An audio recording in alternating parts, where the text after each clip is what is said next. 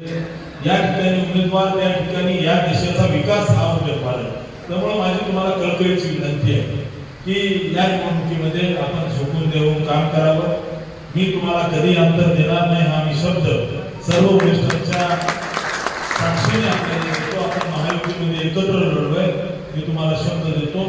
सतत लोक तुम्ही बिंदास एकदम सर्व कार्यकर्त्यांना सांगावं मी भारतीय जनता पार्टीच्या चिन्हावरचा भाजपचा खासदार म्हणून किंवा महायुतीचा खासदार म्हणून या ठिकाणी निवडून जाईल। परंतु आपल्याला सांगतो तुमचा शब्द मी कधी पडू देणार नाही। आपण ताकदीने काम करावं।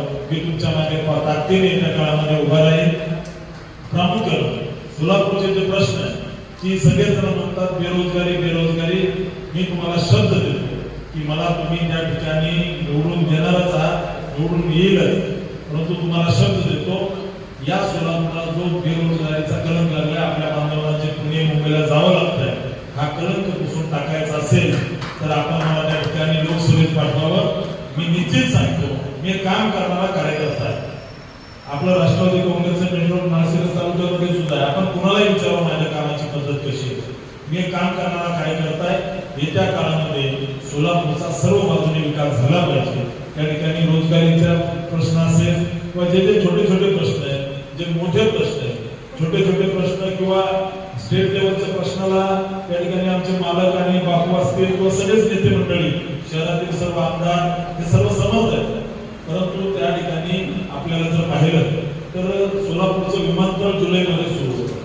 यांनी राज्याचं मुख्यमंत्री पद भूषवलं, केंद्राचं गृहमंत्री पद भूषवलं, परंतु हे सोलापूरमध्ये विमान आणू शकले नाही, विमानतळ करू शकले नाही। त्याच्यासाठी भाजपाचं सरकार केंद्रात यावं लागलं, त्यानंतर विमानतळ सुरू होतं। आपल्याला माहिती आहे की राज्याच्या मुख्यमंत्र्यांकडे तिजोरीच्या चाव्या असतात। राज्याचे मुख्यमंत्र्यांनी आता ठरवलं तर त्यांच्यासाठी 20 मिनिटाचं काम असतं एमआयडीसीचा लँड ॲक्विजिशन आणि एमआयडीसी सुरू करावी।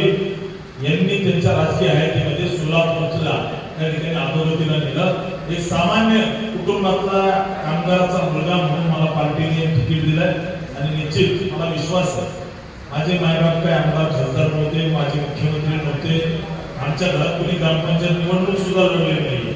मी स्वकर्तृत्वाने संघर्षाने या ठिकाणी इथपर्यंत पोहोचलेलो आहे। त्यामुळे तुमच्या भावना एक कार्यकर्ता म्हणून मी समजून घेऊ शकतो आणि येत्या काळामध्ये मी तुम्हाला विनंती करतो की आपण सर्वांनी ताकदीने माझ्या मागे उभं राहावं। तुमच्या विश्वासाला तडा जाऊ देणार नाही हेच या ठिकाणी सांगतो। जय हिंद, जय महाराष्ट्र।